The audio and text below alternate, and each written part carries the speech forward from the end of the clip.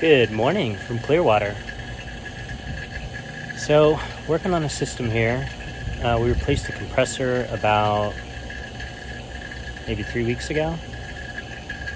A ZP20. Don't know if you guys have had any problems with these, but man, I have had a lot of problems with ZP20s. I rarely replace a compressor within 10 years of service, and I think I've replaced maybe 6 or 7 this year.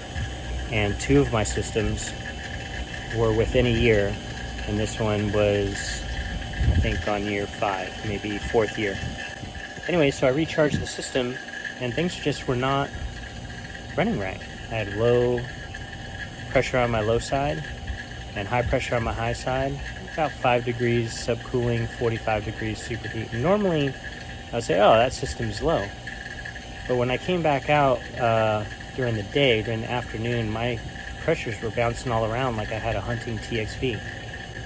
This system has a piston in it. So I decided I was going to change out the refrigerant in this because we also have another system that does have a TXV, and I'm having problems with it as well. So I'm thinking about changing out the brand new R410A in that system. Now, I know what you all are thinking. Did I pull a vacuum? Yes, I pull every system I have to 500 microns.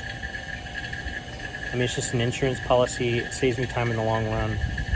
I always pull my systems to 500 microns. I've also found that 410A systems are a lot more sensitive than R22 when it comes to contaminants.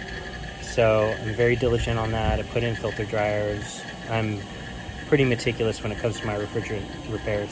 So I'm going to change out the R410A in this, and I'll let you know if that works.